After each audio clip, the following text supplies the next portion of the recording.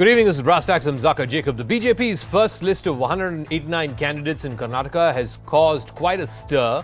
First, some of the senior leaders like Jagdish Shettar and Lakshman Shavdi have created a ruckus saying that they cannot be omitted because they are senior leaders of the party. There's also criticism from the Congress and JDS that the sons of many BJP leaders have been accommodated. So isn't this an example of dynastic politics? But the question to the Congress is also that they have released in total between three lists less number of candidates than the BJP has. So what are they waiting for? Are they also playing the waiting game here? But the biggest charge is that of the 189 candidates released by the BJP, only 9 sitting MLAs have been dropped. So is the BJP playing it safe? Now we are going to announce 189 candidates for forthcoming assembly election of Karnataka. BJP's long-delayed first list of candidates for the Karnataka elections has opened a Pandora's box. There were protests, there were tears, there was rebellion. Take Lakshman Shavdi, a former Deputy Chief Minister, loyalist of B.S. Yedurappa and one of the most powerful Lingayat leaders in the state. He is now threatening to quit the BJP after being dropped as a candidate. Many are asking me to resign as party member and follow what the people of my constituency are saying. Their first demand is to resign from party membership and also as Vidhan Parishad member. Former Chief Minister Jagdish Shettar, who was among those missing from the first list, landed up in Delhi to plead with the BJP leadership. And he may end up getting his way after threatening to contest one way or the other. I met National President JP Naddaji and I explained everything about my constituency and I expressed that I am going to contest being as a senior leader and ex-chief minister. I expressed my view that I am going to contest election. In the first list released by the BJP for 189 seats, some sitting MLAs have been dropped, many turncoats have been given tickets, and 52 new faces have made the cut.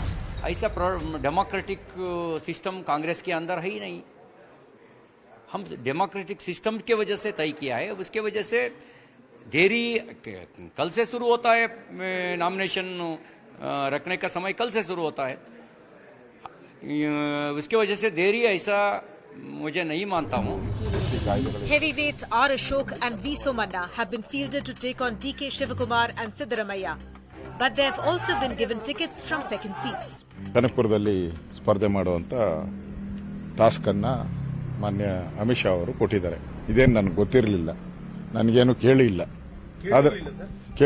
ಆದರೆ ನಾನೊಬ್ಬ ಪಕ್ಷದ ಶಿಸ್ತಿನ ಸಿಪಾಯಿಯಾಗಿ party ಏನು ಹೇಳ್ತದೆ ಅದನ್ನ ನಾನು ಮಾಡ್ತೀನಿ. Meanwhile, the opposition tried to fish in troubled waters. I wish BJP leaders and their candidates good luck. It is their political call. We have faith in the people of Karnataka. While the BJP has relied heavily on the caste card, can it douse the fire sparked from the first list? Now, Karnataka is already considered to be a bit of a tough battle for the BJP, and now the seat distribution has created a fresh headache for the party. After missing out on a ticket, Jagdish Shettar has expressed his disappointment and he said that he will contest at any cost. There are indications he will also be placated as his seat has not been announced yet, Hubballi Central.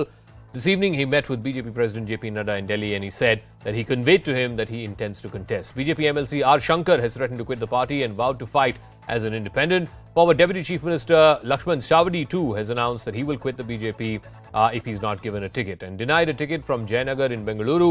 Over 1,200 supporters of BJP's N.R. Ramesh quit the party, asserting that he will stand as an independent. The Minister for Fisheries S. Angara, who is a 6-time MLA from Surya Reserve constituency, has announced his political retirement. He also says that he will not campaign for the BJP. So let's break down where the big contests are slated to be on the 10th of May. In Varuna, it will be Congress heavyweight and Chief Ministerial hopeful Siddaramaiah versus BJP's V. Somanna, who is a minister. He belongs to the powerful Lingayat community. In Kanakapura, it's going to be the battle of the Vokkaligas. State Congress President DK Shivkumar versus sitting Minister R. Ashoka. And in Channapatna, it's going to be the JDS's H.D. Kumaraswamy taking on the BJP's C.P. Yogeshwar. But overall, if you read between the lines, the BJP has largely played it safe in the first list. The party has not made any big changes in its strongholds.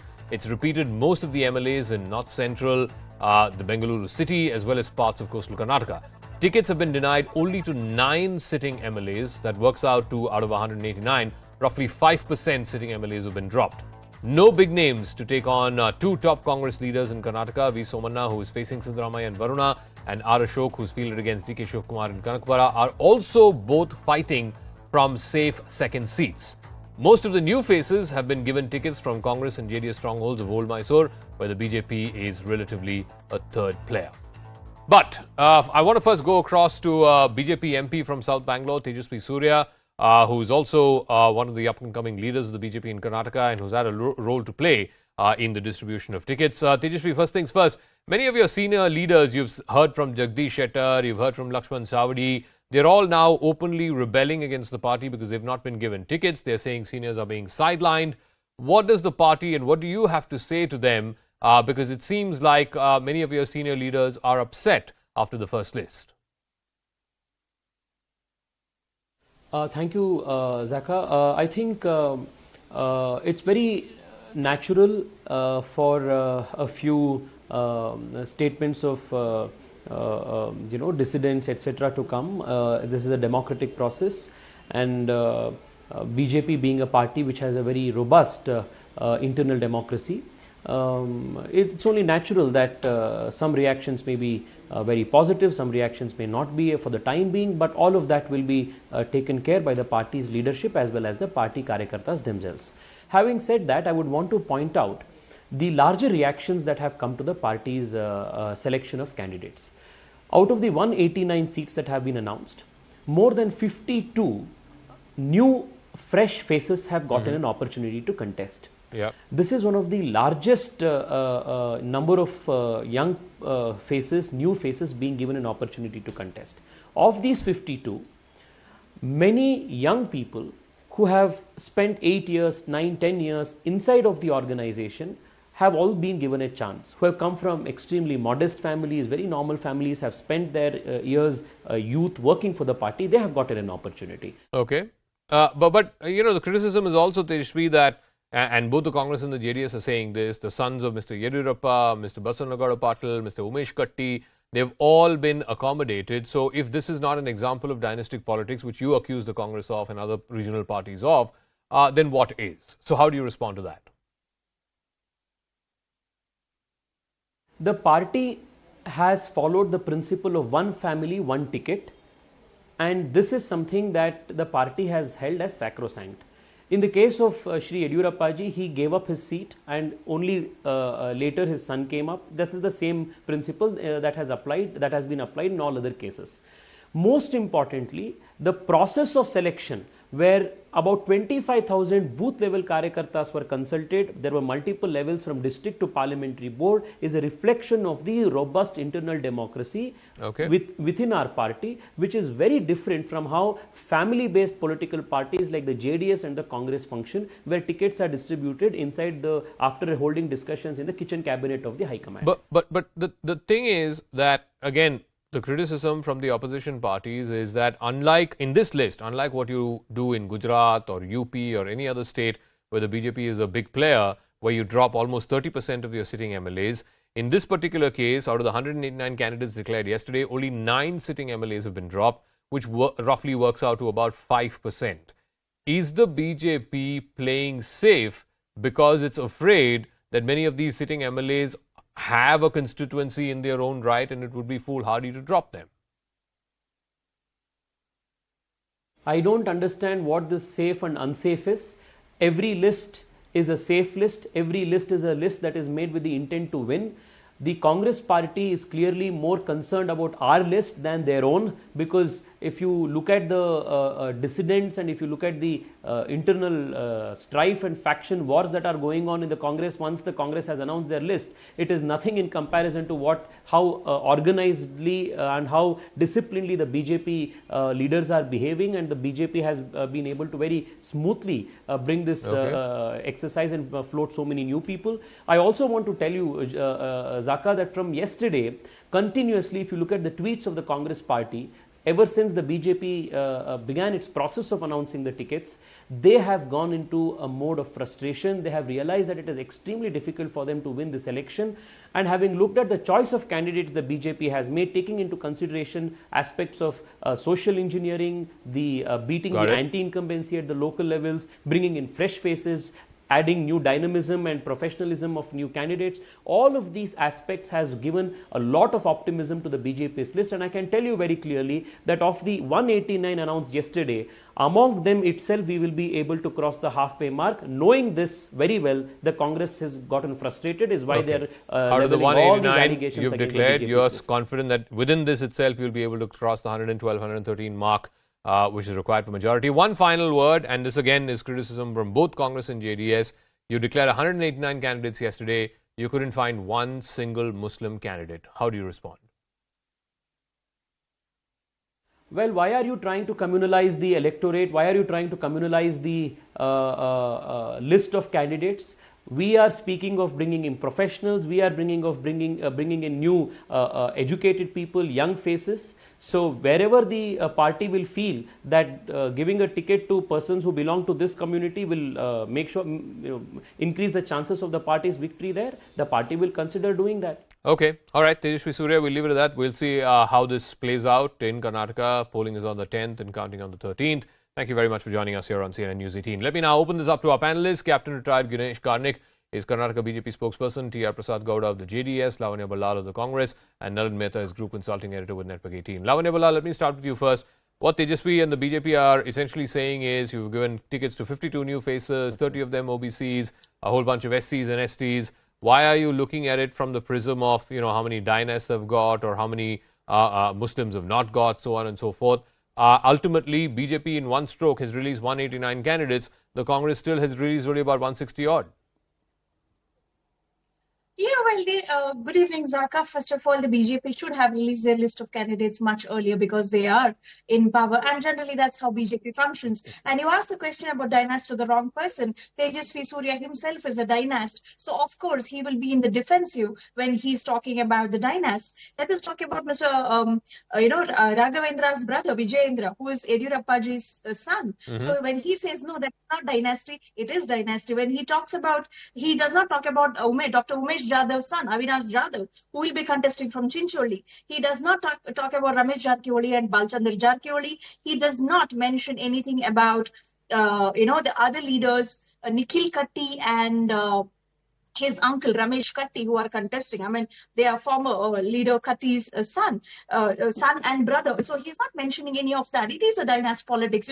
When they talk about dynasty politics of JDS and the Congress, they conveniently forget that they themselves are dynasts. So the question to Tejasvi Surya was so, I think he couldn't be answering it properly because he himself is a dynast. Now, when they are talking about all of this, what it shows is the BJP is a divided house. It is so chaotic and there is factionalism. This list of candidates is a clear indication. Look at the fight going on. Look at the number of protests going on in each constituencies where the MLAs have been denied. The sitting MLAs were denied seats. If you look at the protests, it's very clear.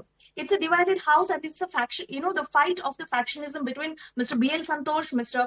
Bommai and Yediyurappaji is going on. And this I think list has thrown it out in the open. And a couple of days ago, Nalin Patil's audio was leaked where he was gleefully talking about how Mr. Shettar, the former CM, and Ishwarappa will be kicked out of their posts in the party. And it has come true. Okay, so let me ask Captain Ganesh Karnik. You had Jagdish Shettar coming today to Delhi, meeting your party president, Mr. Nadda ji. Then you have Lakshman Chavadi saying that he's going to contest as an independent. We haven't heard yet from Arvind Limbavali because his seat has not been declared. Why are senior leaders being sidelined in the candidate list? And more importantly, there are now open protests, Captain Karnik, against your party in the seat selection in the first list. Saka, good evening to you and greetings to all my co-panelists. This word "kicked out" is a very harsh word. I don't think in decent debates we use such words. I'm sorry to hear that word. And Mr. Ishwarappa has not been kicked out. He has offered that he will not contest much earlier to all this list was being announced. And in fact, I happen to be the election in charge of Shimoga city, so I know what is happening there. And your question, specific question, I think it has already been answered by my colleague and young leader, Mr. Tejasvi. Well, I'm not here to comment on the seat selection process and the kind of candidates and the disturbances within the Congress party. It is not my prerogative. But in an election, out of 189, when you decide to change 9 faces, obviously there will be some disgruntlement. In fact, I have just returned from visiting Surya and Puttur, where the candidates have been changed, and we have sat and talked to them already. And like you rightly said before the debate, yes, they are disturbed, they are hurt. There are reasons, anybody for that matter, sitting MLA or somebody who has sat for 6 terms, who is a sitting minister, if the seat is changed, obviously they have some observation, they are hurt. It happens in almost every political party. It doesn't mean that, it is specific to BJP. Now, I am very confident our party, our senior leadership, our central leadership is capable of handling this issue. But the other fact you have overlooked, you are only talking about the disturbances and protests and things like that. Out of 189, there are places where people are joyous, people are very happy for the kind of change that we brought in. In some select constituencies, yes, there are differences and there are some protests, which we will take care. But senior leaders are being denied ticket. For example, Mr. Shettar has gone to Delhi. He has been summoned there, not yet declared. In Yeshwarappa's case, he offered that I will not contest much in advance. About a month ago, he has said that I'm not going to contest. So this being the case, in an election process, when the seats are being announced, yes, there will be some disturbance and we are capable of doing it. Okay. And lastly, Madam mentioned about Bajpa being in power in Karnataka, should have announced our list. Yes, we should have announced, but we announced at the right appropriate time. That is for the party to take. Okay. Opposition cannot tell us when you should announce. All right. So let me ask T.R. Prasad Gowda of the JDS. You talk about infighting, fighting by disgruntled elements who are denied tickets, etc. in the BJP. That may well be the case. But Prasad Gowda ji, in one constituency of Hassan, in one family that runs your party, they are not able to agree on who will contest. The fight is between the two brothers, Mr. Kumaraswamy and Mr. Revanna. So, how can you blame the BJP or the Congress for having infighting amongst candidates when in one family you can't agree on who is going to fight on a ticket from one particular constituency? Yeah, actually, Kumaraswamy ji, former Chief Minister, already clarified. Karyakarta is going to be, fielded in that constituency, Hassan constituency, and he definitely will abide by his words. And end of the day, no family person will going to contest from Hassan. That is just a clear stand, and it will happen in the same way. There is no, of course, aspirants will be there from the family. That doesn't mean that there should not be an aspirant from the family. Okay. There are Go on, Mr. Gowda, I can hear you, yeah. I tell you, Kumaraswamy ji is already mentioned, Karyakarta will be his choice, and finally, Karyakarta will go to contest. Okay. So Captain Karnik also wanted to get in a quick word, and then I'll go to Nalin Mehta after that. Captain Karnik. Zaka, thanks. Thank you very much. One word about the dynasty. Our definition of dynasty is different. A party being owned by a family, party being managed by a family, every decision taken by one family, that is a kind of dynasty we are opposing. Okay. We are opposing, actually. Now, in case of Mr. Yediyurappa's son, he has been with the party, he is the party vice president, he has been working hard for the past so many years, he has been instrumental in getting us electoral victory in by-elections. So, obviously, by merit, by his own personality, he has got this ticket. Similarly, in other cases, it is not the party which is owned by our leaders. It is Okay. All right. So let me go to Nalin Mehta. So Nalin, one of the things that stands out about the BJP's Karnataka list as opposed to, let's say, what even happened recently in Gujarat or Himachal or any of the other states that have happened recently, even UP included, where the BJP went in almost like a juggernaut and said, okay, we're going to change 30% of the sitting MLAs. That's our way to beat anti-incumbency at the local level. Here, out of 189 seats that were declared yesterday, only 9 sitting MLAs have been dropped. That's about 5%. So is the BJP playing it safe, realizing perhaps that this is an uphill task for the party?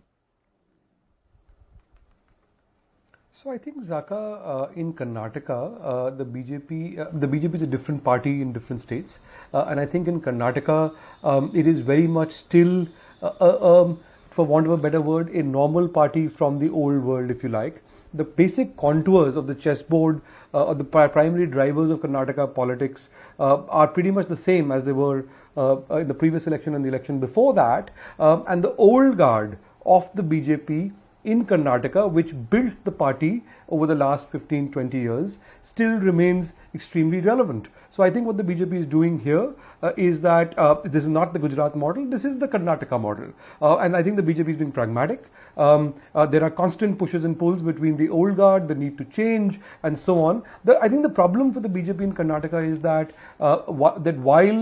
that everybody, most of the leaders of the old guard, Yediyurappa onwards, and so Yediyurappa remains the tallest leader of the BJP in Karnataka, and if you see the pictures with the Prime Minister, with Amit Shah in the last few weeks leading up to this ticket selection, that message comes across very clearly of closeness and so on. But I think the BJP beyond Yediyurappa, because it's not been able so far to create another leader of that stature, while there is a desire to move to the next generation, I think there is a realization that the old guard remains extremely relevant, and the narrative has not changed. The narrative remains very similar to the past. So I want to quickly also so you will see this in-house world, if you like, for a while. Pick your brains on, if the BJP were to lose Karnataka, let's say hypothetically that happens, how may that play in the run-up to 2024? Because that means that the BJP is not in power in any of the southern states. And of course, the stated ambition is that the BJP is now the national party. It is the tentpole party. It is what the Congress used to be in the 70s and 80s. How does that narrative play going into 2024? That's a great question, Zaka. I think this is a tough battle between the Congress and the BJP. Again, we're talking hypotheticals now. If the BJP were to lose Karnataka, certainly it will be a big blow because it is the only state government they have in South India and so on. However, I do think that between the Lok Sabha election and the Vidhan Sabha election, they are very different contests, particularly in Karnataka. One of those reasons is that one reason why the BJP has remained stuck at a certain glass ceiling in Karnataka for the last decade or so in the state at the state assembly election level is because of the JDS always getting a certain threshold of 18 to 20% votes. That is the case in Vidhan Sabha. That never happens, or at least hasn't happened in the last couple of elections in the Lok Sabha. The Lok Sabha is a different kettle of fish where the Modi factor comes into play. It's a different election altogether. So while it will be a blow if the BJP is to lose Karnataka, and that's an if. I don't think we should draw.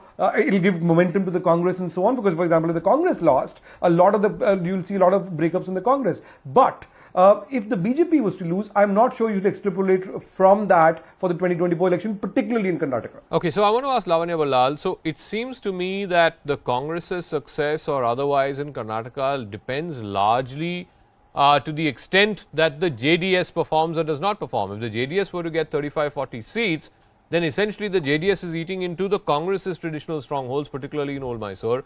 And that means that the chances of a hung house are much higher than an outright Congress victory. So in that sense, your success, Lavanya Ballal, depends on how badly the JDS does.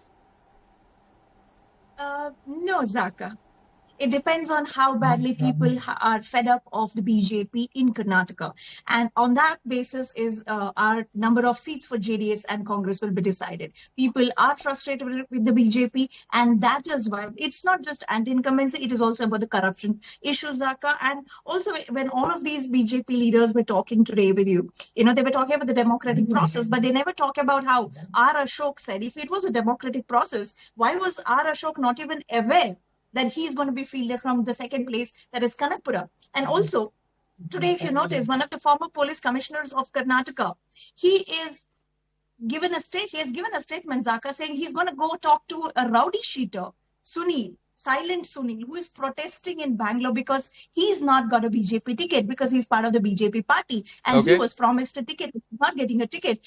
And the commissioner, former commissioner, who is a BJP candidate, says, okay, I'm going to go talk to, this rowdy sheeter and convince him not to protest. So let me ask Captain Karnik, specifically on the seats of R. Ashok and V. Somanna, who you fielded against the big Congress leaders, Siddaramaiah and DK Shivkumar. This is an Amit Shah philosophy. You take the fight into the chieftain of the opposition party. He did that in Amethi, where Smriti Irani contested against Rahul Gandhi and defeated him. So this is a playbook that Mr. Shah has used. But by also giving them a second seat, or their safe seat, as it were, both to Mr. Ashok and to Mr. Somanna, what is the message that's being sent? That even if you were to lose against these Congress stalwarts, it's fine. You have a backup option. Take the bull by the horn. It's a strategy. And if somebody else can contest from two places, why not from BJP? So, yes, we want to confront Mr. Siddaramaiah and Mr. DK Shivkumar in their strongholds. And we have put the best possible seniors, veterans, and people have experience. People are leaders by their own merit. So we have pitted them against two of these leaders from Congress. So let us see what happens. Unlike Lavanya, I will not say anything, but please wait for 13th. And BJP is going to come back with a simple majority, which the Karnataka people somehow did not, give us in 2008 and 2018. And they realized that mistake and not giving a simple majority for a political party, what happens. So this time the Karnataka people have decided to bring back BJP with a majority. And let us wait and see. And for that, we are strategizing our election approach. See, announcing 189 seats just yesterday was also part of our strategy. And bringing in new faces in 52 constituencies, taking out 9 sitting MLAs from the list, and giving some professionals, as Mr. Tejasvi was mentioning. This is all part of the strategy. Okay. Now we so are Prasad Gowda and then finally to Nalan Mehta. Mehta. Prasad Gowda, again I come back to the JDS. There is division in your first family, and most importantly, where you get a bulk of your seats from, which is the old Mysore region. Today, the working president of the Congress, the KPCC president, is a Vocaliga contesting from that region, and the most likely chief ministerial candidate of the Congress, Mr. Siddaramaiah, former chief minister, is also contesting from the old Mysore region. How do you hope to dent into the Congress? Can you repeat the question again, sir? No, I'm saying your party gets a bulk of its support from the old Mysore region. Today, the two big stalwarts of the Congress are also fighting from that same region. Yes. Yeah, Kumaraswamy going to contest from Channapatna, and he will going to win the elections. And he will be our chief minister. And next 2023, we witness Kumaraswamy is going to be the chief minister of state of Karnataka. Okay, full majority. We'll see. 123. Nalan, I'll give you the final word. Nalan, what I do want to know is, what are the implications of the Karnataka election nationally? It is one state, of course. It's a southern state, an important one. But the result of this election, what kind of fallout, if any, will that have on the road to 2024? So 2 or 3 implications for the Congress. This is a huge deal. If they were to win, to get one past the BJP here, it will be a huge fillip for the Congress. It will give them a lot of momentum. It will give them bragging rights after 5 years of incumbency or a few years of incumbency by the BJP. For the BJP, this is a prestige contest. The Prime Minister is leading from the front. There is the Yeddi factor. This is the only government they have in South India. So this is a very important prestige contest. I think Karnataka is a milestone on the road to 2024 ahead of the elections in the Hindi heartland. But I also think that unlike say some of the Hindi heartland states, while the optics of Karnataka are really important, they are very different contests in Karnataka for Lok Sabha and Vidhan Sabha. Yeah, and I think I agree on that. I mean, there used to be a time when Karnataka used to go simultaneous assembly and Lok Sabha, and it used to be said that the voters of Karnataka are so sharp, they vote one way in the assembly and one way in the Lok Sabha. I think that you will get to see in current times as well. But like I said, it is going to be a big fillip psychologically and otherwise. Whoever wins Karnataka, and as they say in politics, may the best man or woman win. I'm going to take a quick break. When we come back on the other side, the latest about all the fuss around the most prominent and the most consumed and the most talked about designer drug. It's called black cocaine. We'll tell you all about it right on the other side.